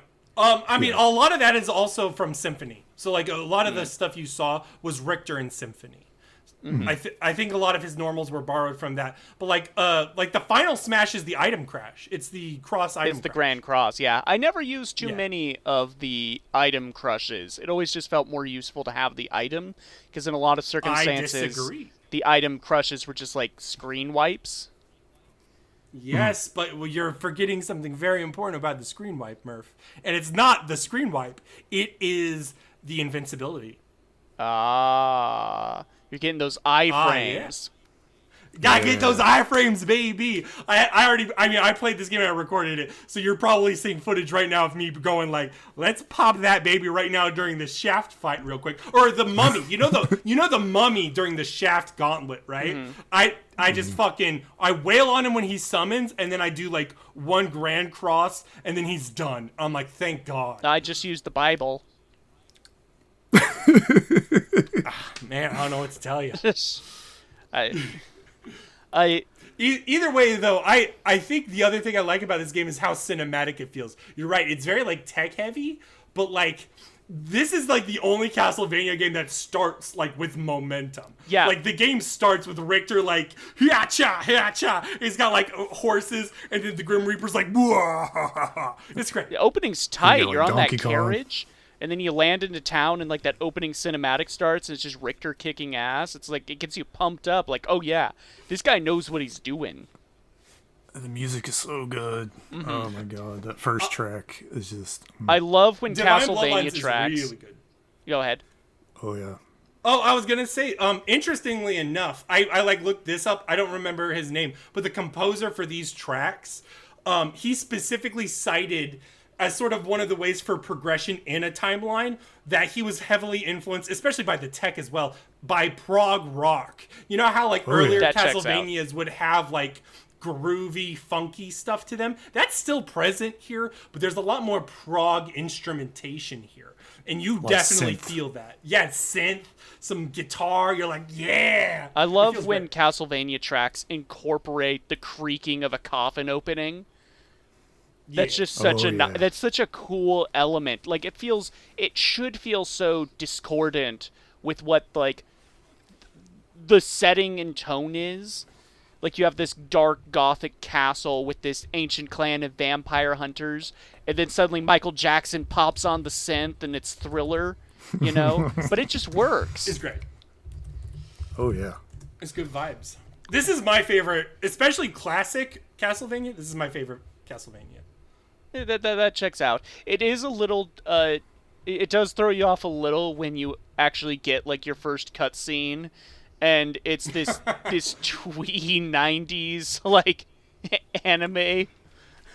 Oh yeah, it is very anime.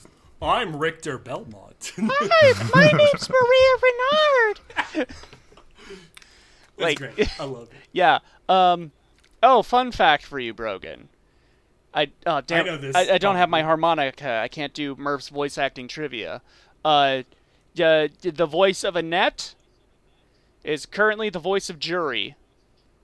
Did you know that the voice of Dracula was the voice of Dio? Yeah, Patrick Seitz. Yeah, it was good. Amazing. I think these voices are good. Obviously, the graphics aren't great during the cutscenes, but there's not many of them. Well, when you get to the last one with Richter and Dracula, and they're just like talking this half-translated like poetry at each other. My favorite line was, "Of all the self-serving claptrap." It is also like it's so funny because the Symphony of the Night intro dialogue is bad, but it's iconic. This is worse.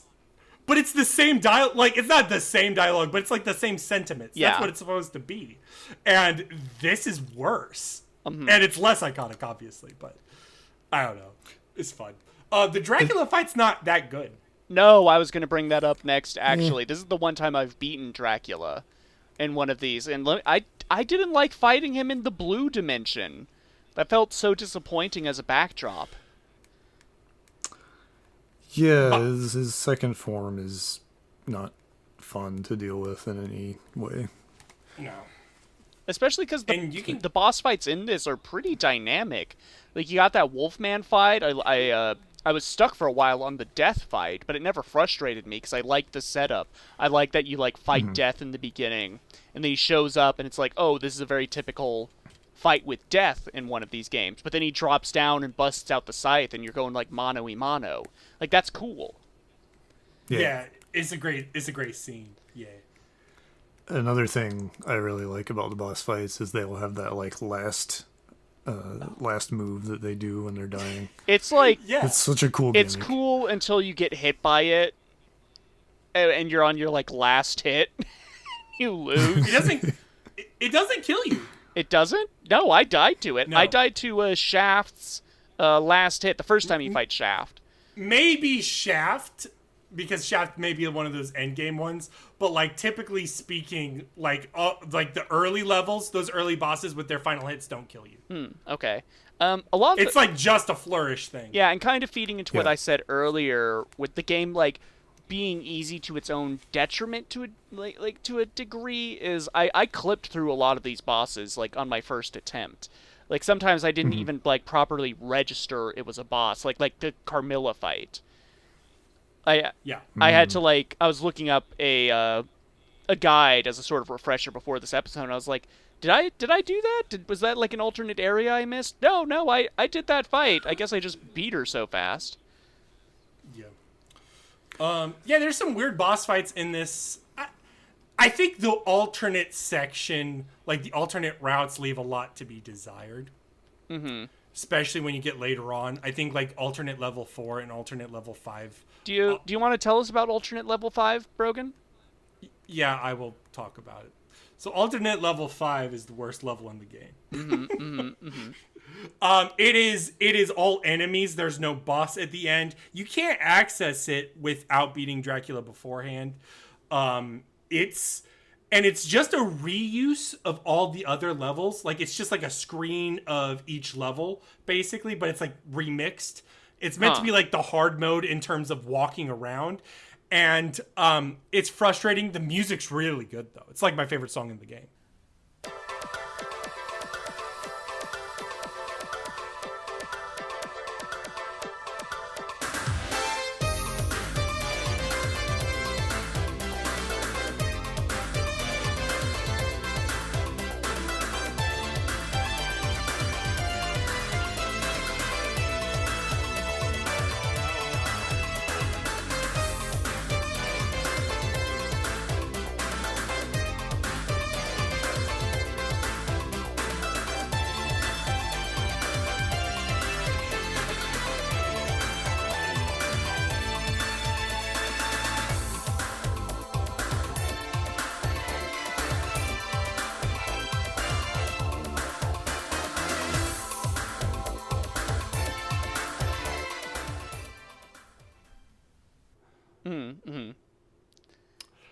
Yeah.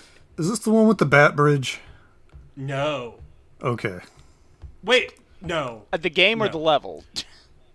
The level. No, the bat bridge No. is to the clock tower.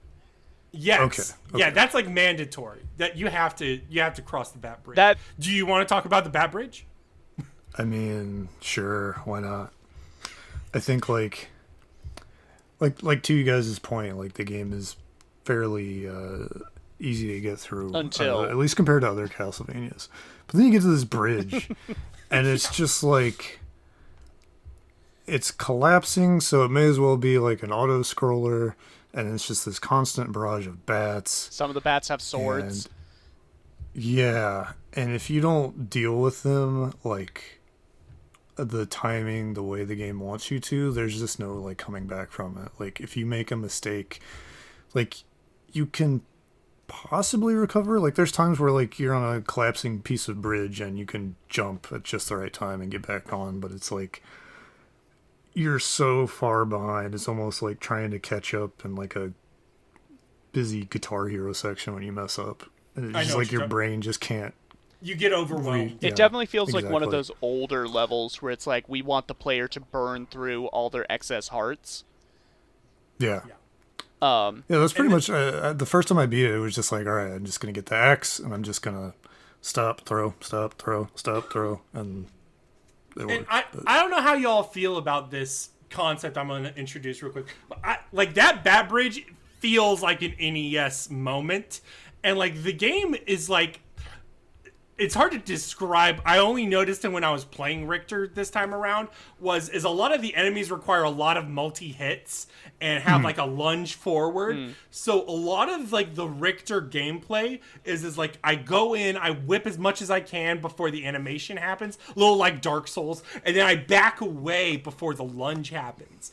And there's not a lot of platforming. There's a little bit of it, but like manageable. And I think it's a huge departure from what the NES Castlevanias were doing in that sense. Because a lot of the NES Castlevania shit was a lot of like the Medusas. It's like Medusas and bridges that like fall, or like those spinny platforms. There's only like 2 sections with spinny platforms here, you know? Yeah, I think like a lot of the NES Castlevania games, and it's kind of hard to talk about like 3 in terms of difficulty because of all the like anti-rental shenanigans that happen. But I feel like kind of at their core, they're about like trying to make you slow down compared to like other games at the time. Yeah. They're like, what if we had like a hard Nintendo game, but it was more about like being careful and like making sure like you're safe before you jump, recognizing like patterns in like a way that's less reactive than like Mega Man or whatever. Yeah. And then Rondo kind of like tries to speed up a little bit, I guess. And to your point with like the lunging and everything, and I think that kind of carries on to later games as well, like in Symphony and whatnot. I think Murph, you said this to me privately way back when we were just playing it, like you were playing it like a month ago for the first time. You said that this feels like a bridge, like you could see the bridge between this and Symphony of the Night, and like I agree. Like for a lot of people, they call Symphony of the Night like the turning point, but I think the car was starting to turn with Rondo. Because Richter was driving that car. This combat feels way more about looking cool, and that's part of like the graphical flex part of it, where like it looks cool. Like you have this backflip move, which is really satisfying to pull off. I did that a lot in the first Shaft fight. I was backflipping over his orbs, and that just felt really satisfying to do. I think the game would have actually benefited from having like more moves like that, more of these combat traversal techniques, and I think that's what they eventually started leaning into with Symphony of the Night. Yep, for sure. I think it also like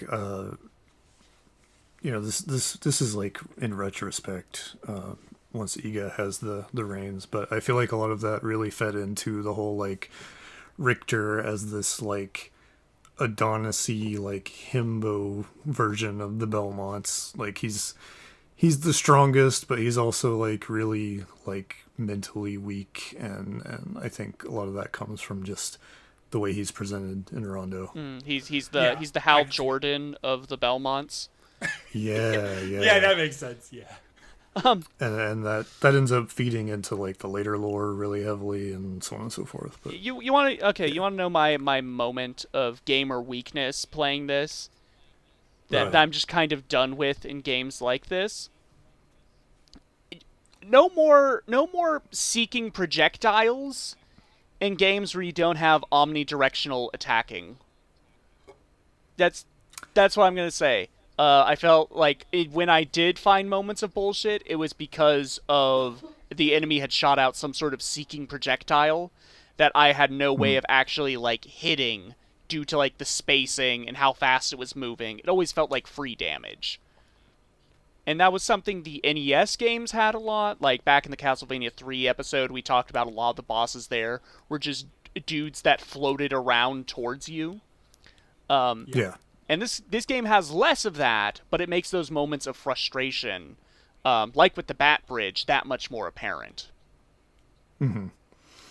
Yeah, I think that's part of the whole like slow down thing, like the way the whip animation is so specific, and the way like it's only out for this period of time, and there's recovery if you throw it out too late, too early, I forget, but like there's a certain way, like if you're gonna jump and do the whip, like you really have to be careful, and I think that's sort of like them trying to enforce that with boss fights. It's like this guy's floating around on the screen. If you're just jumping around, you're gonna get smoked. Yeah. But to your point, yeah, it can be really frustrating. Yeah, and because of your like lack of control. And part of that frustration is because, like we talked about, is the combat looks so cool. So the moment that you face these moments of like, I don't know, mechanical like slowdown, it feels like something's lacking. Like the production isn't quite lining up with the mechanics, and that's another thing that bleeds into Symphony of the Night. Well, I think I felt something similar to what you're saying there. Like the first time I played the Rondo remake on PSP, yeah, there was like something about the way the game felt to move around in versus like the way kind of attacking worked that just didn't feel like intuitive at the time, and I bounced off it for a long time. And then when I finally played the original, I was just like, okay, this feels a lot better. And I think what you just described is why. Before we get to because I do want to talk like briefly about the remakes and all that. I will say the other thing I like about the graphics and like the setup and presentation is there's just like little moments in the backgrounds that feel super cool. Did y'all notice in like level 2 before the werewolf, like when you get into the castle, like the werewolf eyes start to follow you. Yeah. Did y'all see that? Yeah. Oh, that's so cool. Stuff like that is like what makes the game. Because like Castlevania is like very much like an aesthetics game as well.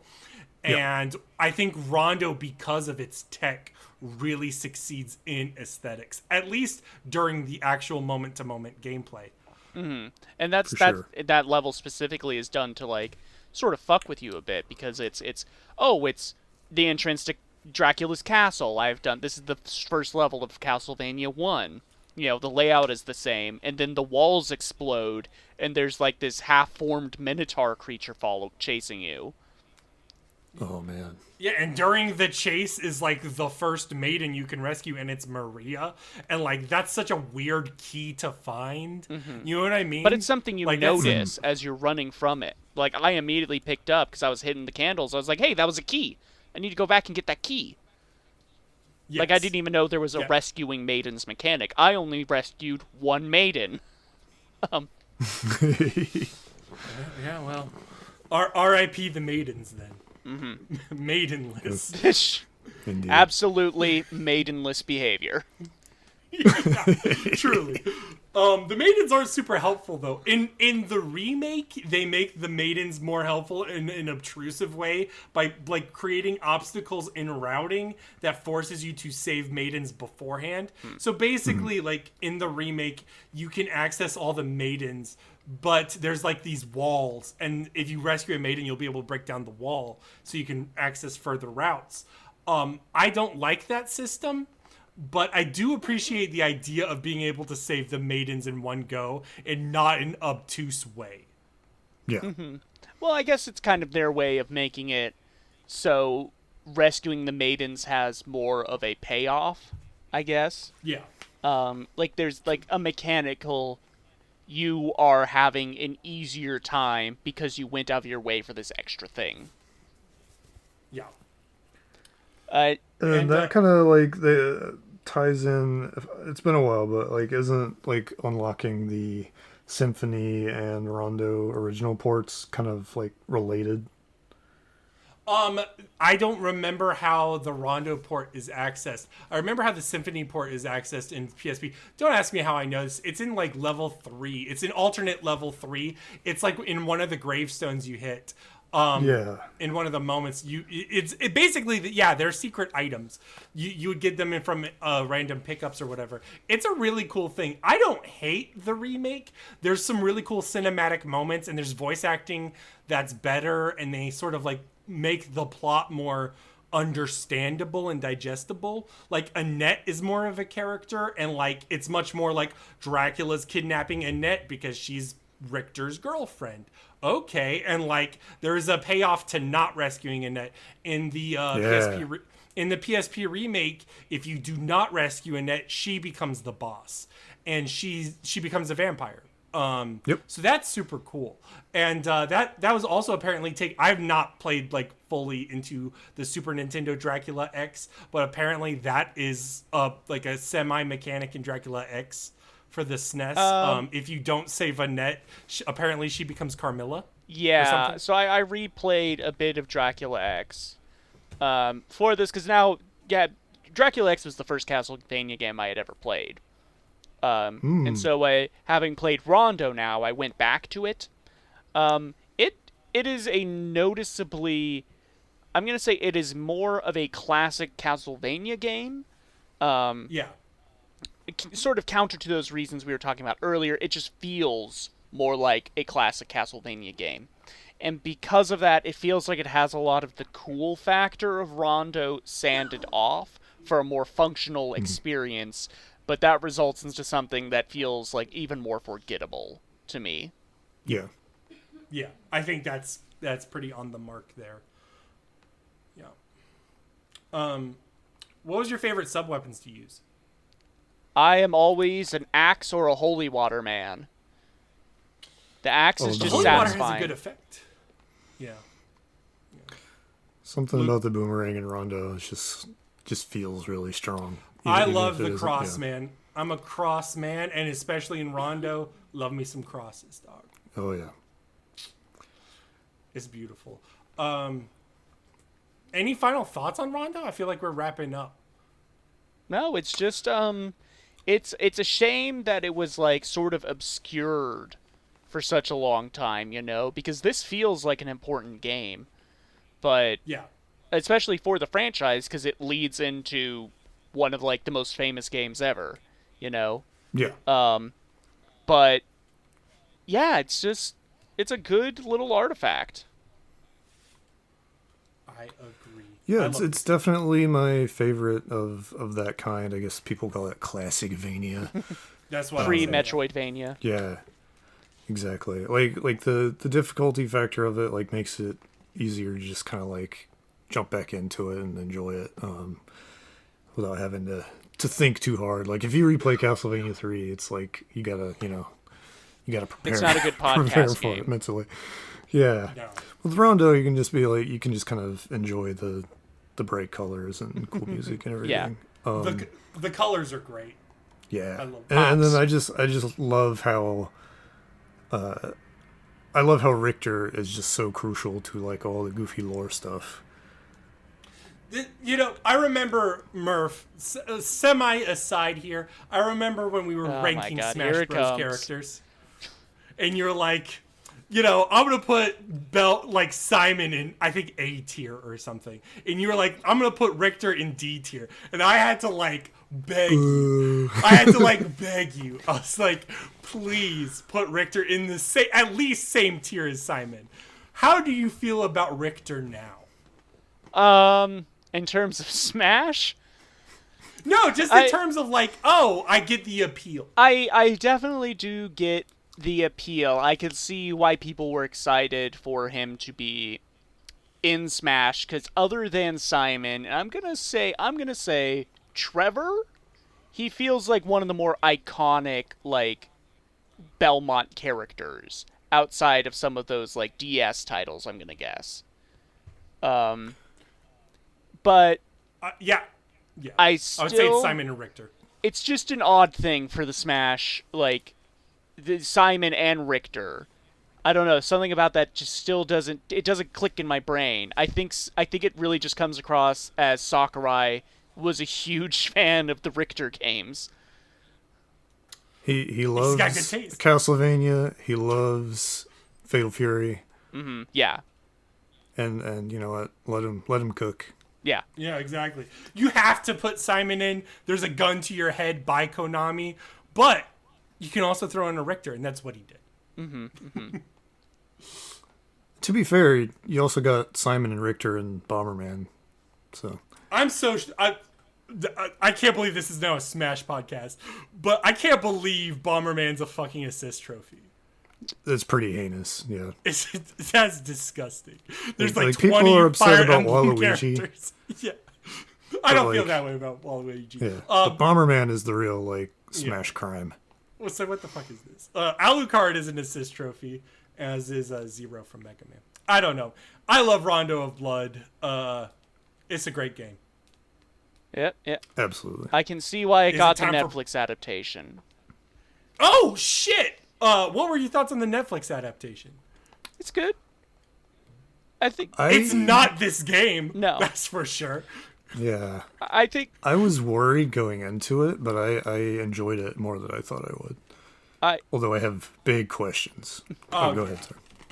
I think the first season of the first Castlevania series is one of those things where I went back and rewatched it because I was like, was this actually as good as my memory is telling me, or was it just something that was so shockingly better than it should have been that it sort of overrided any clear flaws? And I think the first two seasons of Castlevania, when it tells a complete story and they're not padding for something to do like in 3 and 4, are good. They're competent. This feels good right out the gate, rather than needing an amount of build-up, Yeah. And I like all their character concepts. I think it is a good cast. Definitely. I agree. And it's one of those things where it's it's conflicting because no, this is not very accurate to the source material, but I think it better utilizes its historical time period. Yes. And I think it does utilize the supporting cast better. It's not like Annette was like a very complex character here. I could see sometimes people complaining maybe about the Richter Maria dynamics or like things like that. I think that stuff is meant to be like ironed out and like progressed on as the series goes. So I'm willing to give it that shot. And ultimately, yeah, I just went in with an open mind and I enjoyed Nocturne. Yeah, I think like where all my problems were, especially in terms of like reconciling it with the games, is like the Egypt stuff and the fact that like the Bloodlines characters are in there.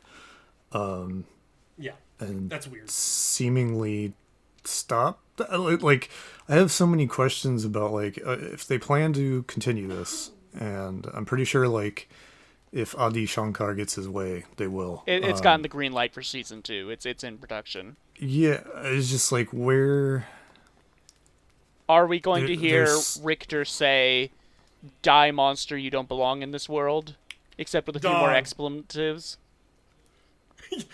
You don't fucking belong in this world. Yeah, okay, that's actually my biggest complaint. It does the Assassin's Creed Unity thing of everyone in France has English accents. Yeah. I don't know why this is so hard for animation and video games to do. Are there just not French voice actors? That's so weird. He does the little anime himbo peace sign thing in the first episode. I popped for that. Mm-hmm. Who do you think in this version is going to say "What is a man"? They might give it to Alucard. Yeah. Alucard. Yeah. Okay. I kind of like. It was fun to see him. Yeah, that was a really good like reveal moment. Was like at the very end. Oh, Alucard's in this. Oh, that's awesome. And he's sporting his Symphony of Night box art look. They went right for Symphony of Night right there. Oh, yeah. Yep, they did not. I'm actually kind of glad they. You know, it was weird seeing Juiced, and like obviously they tinkered with some of the lore. Clearly, they made the bad ending canon. Yes, what does that mean? So Harmony of Dissonance has some like alternate endings, and the worst one is basically everyone's dead and Juiced is very sad. Oh, okay. And that seems to be the thread they went with for the show. Yeah, it's kind of a bummer, but I hope Juiced gets a payoff later. But anyways, I like the fact that they're not dealing with Dracula a bunch. I think literally a series where every season Dracula's the bad guy is a bad idea. Especially since they kind of ran all their Dracula ideas in the first series. And like the Dracula characterization in that series is like, I don't want to fight. I'm kind of borderline suicidal. Yeah. So like, there's not many places for him to go. Mm-hmm. And like, to be fair, like in the games, like he kind of goes into more of a like Sephiroth kind of position after a certain point, where it's basically like he's not even really Dracula anymore. He's just he's like a weird husky. He's a copy monster. of a copy. Yeah, like he's just not himself anymore.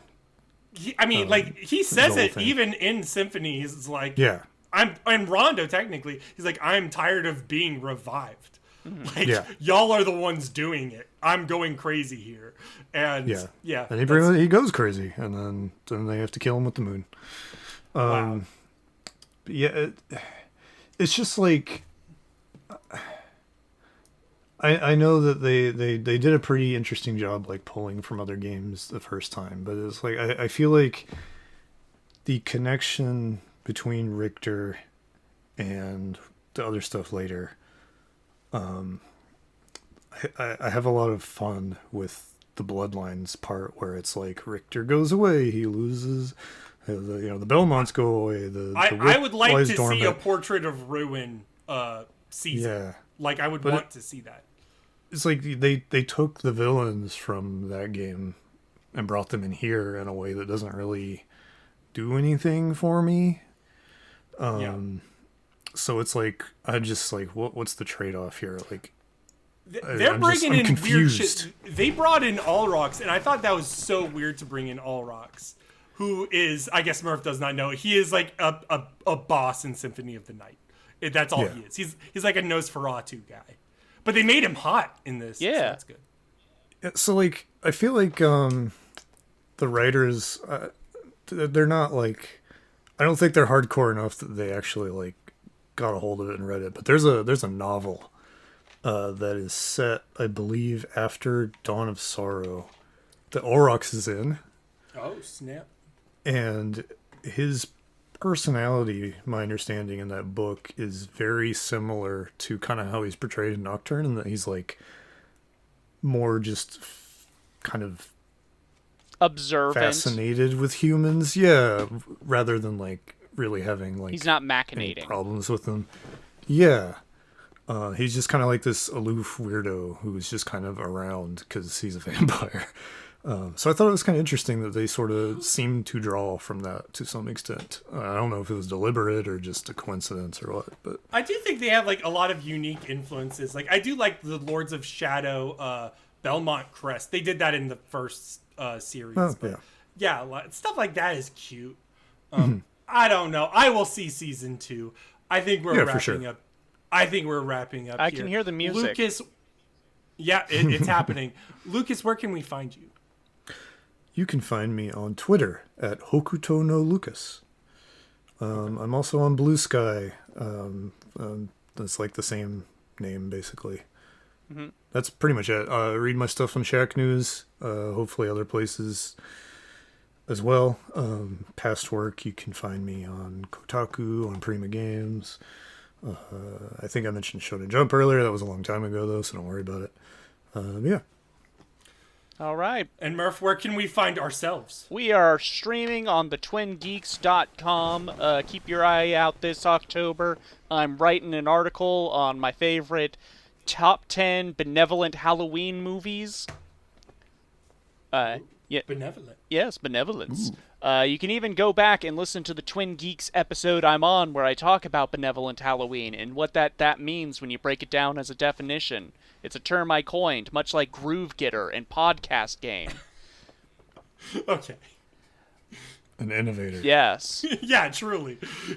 What is our next game? Our next game, well, I hope you shutterbugs are ready because we're going...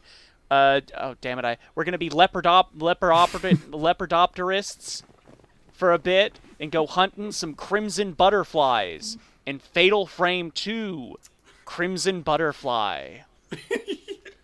Wow. That was really good. Hell yeah. Thank you so much, Lucas, and we're out. Yep. Yeah.